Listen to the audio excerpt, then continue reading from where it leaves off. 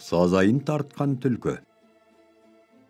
Ылғида зәбір көре берген соң, орманның бір серседі ғой деп бір топ тауық аюға арыз айта барады да түлкінің зорлығын баяндайды. О, аю қария депті, жалаң тәжісі желбіреген қораз тауықтар атынан сөйлеп. Залым түлкі бізге күн көрсететін емес, одан басқа бізге ешкім де тиіспейді. Сон түлкі ұрланып келеді де түн ішінде қырып кетеді. Аю арыз айтқан тауықтарға тесірейе қарап тұрып, түлкі ме? Деп қайталап сұрайды. Қораз қылышына арастайды. Е, түлкі сом! Аю сол арада түлкіні шақыртып алады. Қарсы алдында жылмаңдап тұрған түлкіні, сен тауықтарды неге азапқа салып жүрсің деп тергей бастайды. Аюдың түсі суып кеткен екен.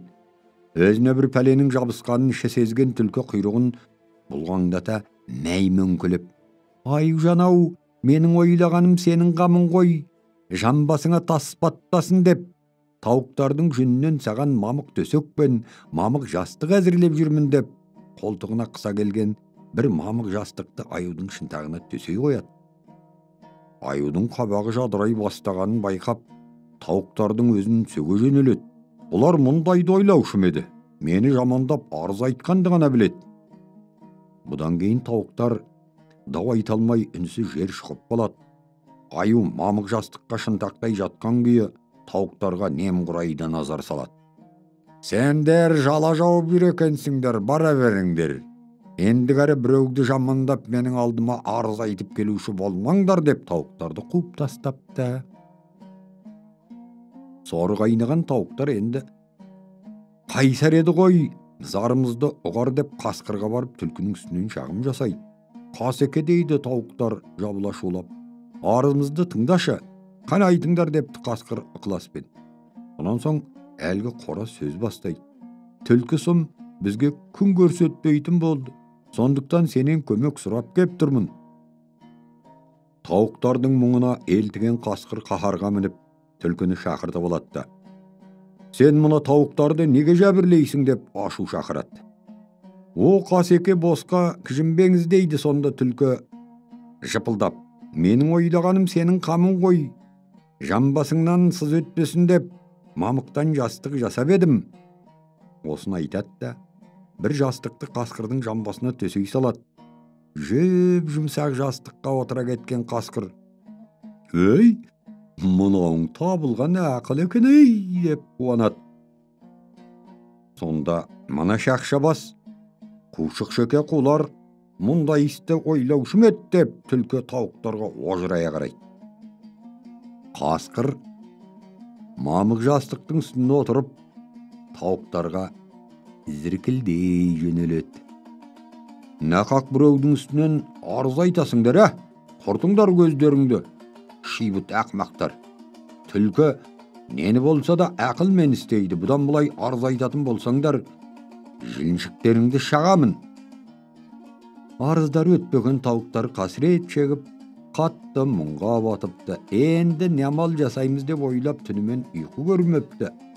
Ертеңіне алаңғасарға жол бермейтін әділеді ғой деп төбетке арыз айта барыпты.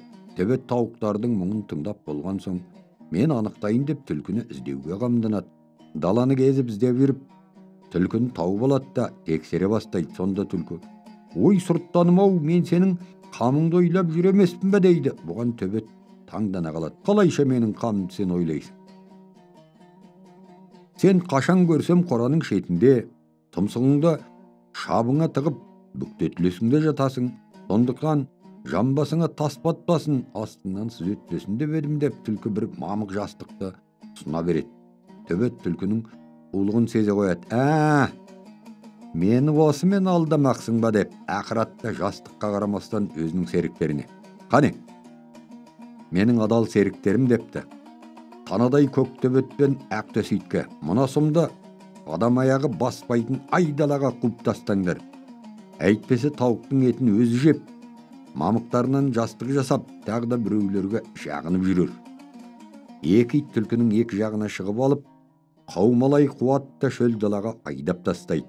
Одан былай түлкі иттің даусы естілген жерге маңайламай шөл кезіп аулақ жүреді екен.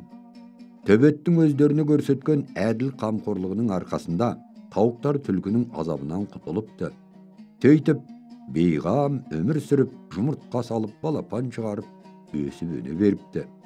Төбеттің маңынан кетпепті.